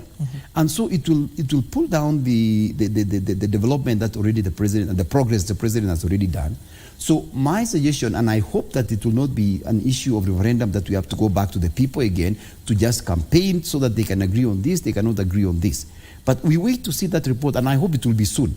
Because now if they're saying they're going back again to discuss the issues of the cost of living, that means it will take another 1 month or two, and that means it's January or February. So that tells me that really this team was not a very serious team. The moment they introduced other people other than the members of parliament, I knew there were so many things which has been read into it. And you see now they want to introduce other specialists from other departments to come into it. The bigger the committee, the bureaucracy will always be there. We will not be able to come up with a solution to many of these issues. And as such, I think, Abdi, what we'll do is to wait for the report. But I don't think the country is ready for a referendum at this time. The country is ready for the economy to continue rising. We are ready to reduce the cost of living. That's what everybody wants to hear. What do we do to bring the cost of living down? But to go for a referendum to discuss on the cost of living, to go to a referendum to discuss on the position of the Prime Cabinet Secretary, to go to a referendum to discuss the issue of the position of the leader of the opposition, those are not things that we want to see. We want to see what is the government doing to make sure that the cost of living has come down. That is the bottom line of every Kenyan at this time. Because I just came from the constituency this morning. I was there through the whole weekend. I was there whole of last week. And everywhere I go, everybody is asking Mheshimiwa, pesa hakuna, hatuna pesa. Even though now it's harvest season in my constituency, we are harvesting maize, we are harvesting sugarcane, but the big problem is people want a pesa. The circulation of money in the constituency and as a nation as a whole is very low. So we should be discussing what do we do to make sure that the economy continues to rise. What do we do to make sure the cost of living goes down? What do we need to make sure that Mama Mboga and Mama Boga is feeling like they have money in their pockets? Because remember, this government, they campaign on the basis of raising the standard of Mama Mboga and also Boda Boda. And those are the people now who are going to make a decision as we go to 2027. But if we go back for a referendum at this time, it is going to put us back another 2-3 years. So I don't think the country is ready for a referendum. I don't think the country is ready to go back for another campaign. First, we don't have the money, we don't have the resources. So I think for now we need peace. And we need to give the president time so that he can deliver on the promises that he made, and I think he's doing extremely well on it. The outside world has accepted that this guy is exceptional, he's doing a great job. The king is of England is coming to visit the country in a few days because Kenya has shown the leadership. So let's not mess what is good. If it's working, just not fix it. Let's work with what we have. Let's bring the cost of living down, and let's allow the president and his government to deliver on the promises that they've given us. To Leonard now, given that we are talking about the entrenchment of the Constituency Development Fund into the Constitution, the creation of a new office for the Prime Cabinet Secretary, also the creation of a new office for the opposition leader, where the opposition leader will be taking root into that particular position. We are talking of instances that will alter the current document that we have, the document that has been hailed world all over. That means we need to go for a referendum. That is what the committee is insinuating, and to all those oral submissions they received in terms of increasing the counties, increasing the constituencies. That means we'll have to alter with the current constitution. The constitution has not even been fully implemented. Why alter with it now? Abdi, let's continue to be optimistic. Even having said that they are outliving their time, I tend to believe that there are people who are sober enough, they're mindful of what's going on in the country in those bipartisan conversation. And the voice of reason might find space and leave. If what would be recommended is a referendum, let's hope it is, because that's the only way we need to resolve certain issues. But my take on that would be that even the question of whether we will need to go to the referendum or not should be posed to the public first.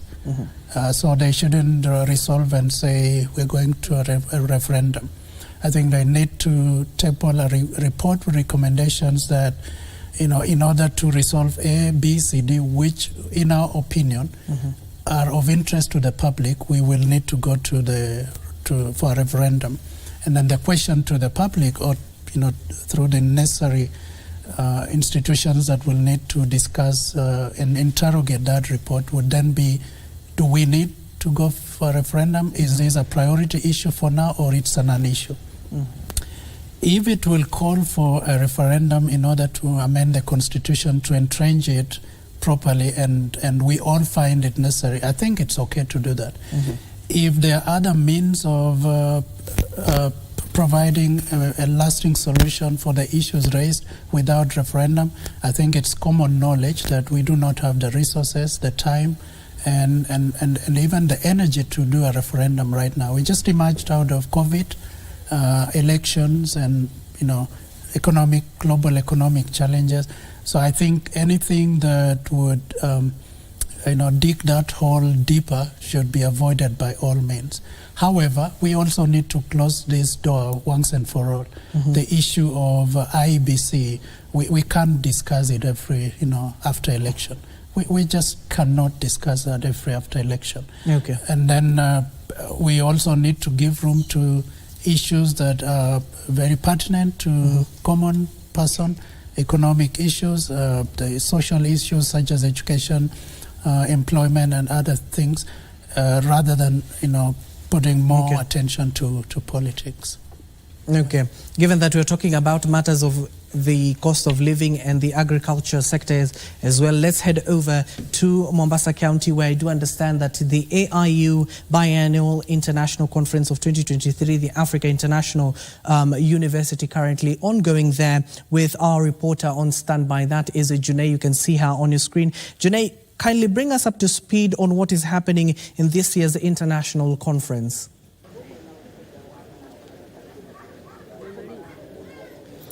Good morning.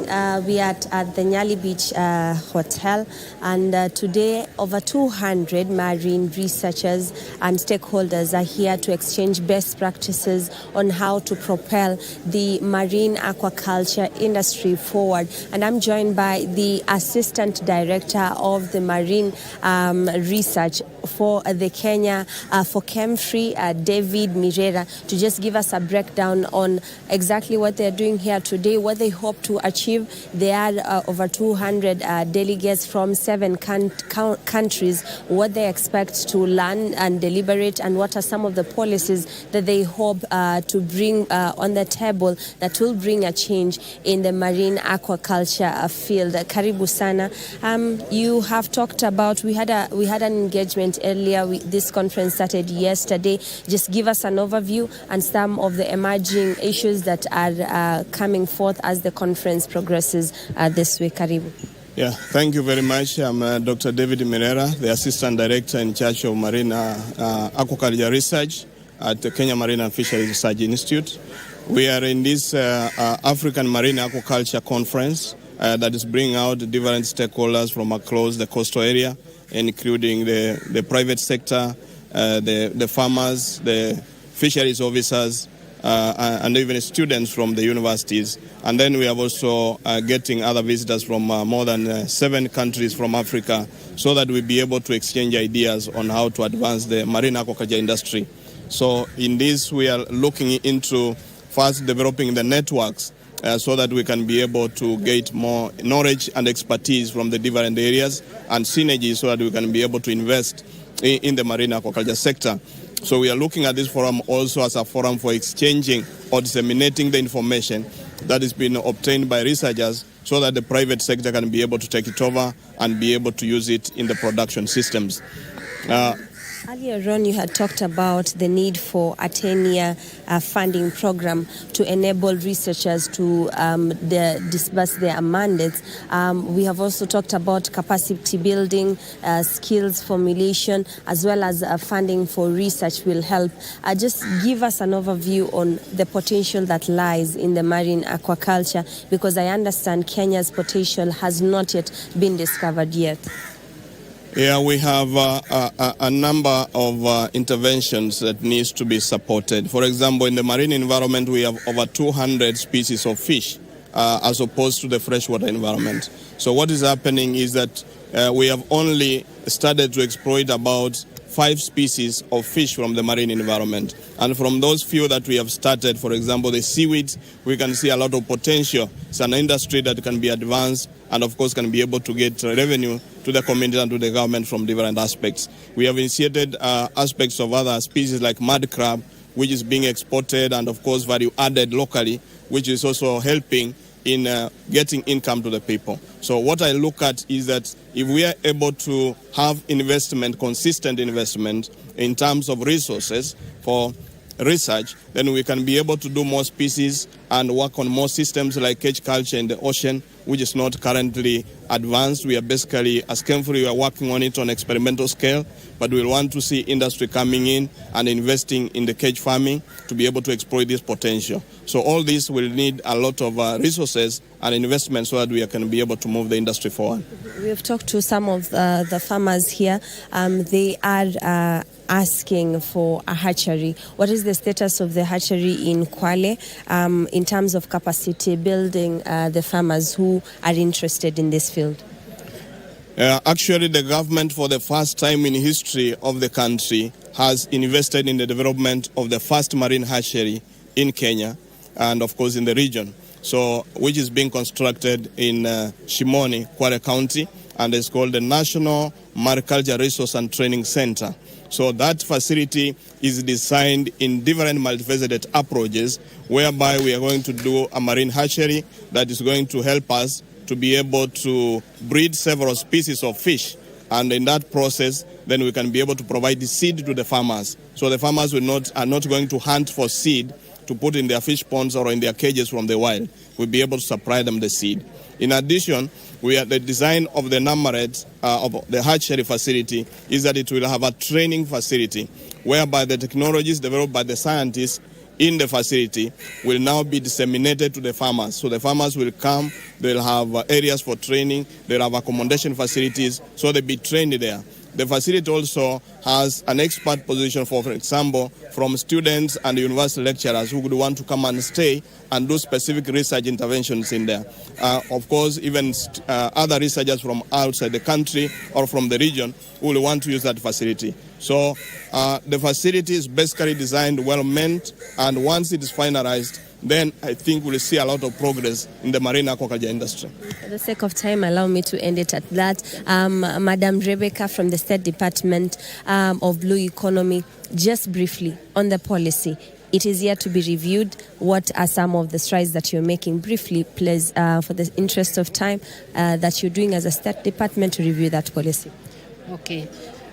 We are in the process of reviewing aquaculture policy. Previously, it was developed in 2011. Now we are reviewing it. We have made several steps because right now we are polishing it up for preparation to go to the county consultation. We already have the draft. Now the draft is ready to go for county consultation. And as you are aware, aquaculture was devolved in 2010. So we'll have to engage the counties because for the national government, we develop the policy, but the implementation is for the county. So as stakeholders, all people included, we'll have to come together. So we are in that process of consulting with the county governments. Thank you so much. We had have an extensive conversation with the stakeholders. Of course, we'll be bringing you details of this conference in a subsequent bulletin. They have talked about the climate change adaptations and many more things they're doing with the community as to make sure that the marine aquaculture industry is accelerated in terms of its economy so that Kenya can reap much from this industry. So from Mombasa County, I'm Judy Karisa. I hand it back to you in studio. Thank you so much. That is our reporter Junei just informing us on the Africa Marine Aquaculture Conference 2023 that is currently held in Mombasa County. We're currently running out of time. Let me just give my guests here at least 10 seconds each to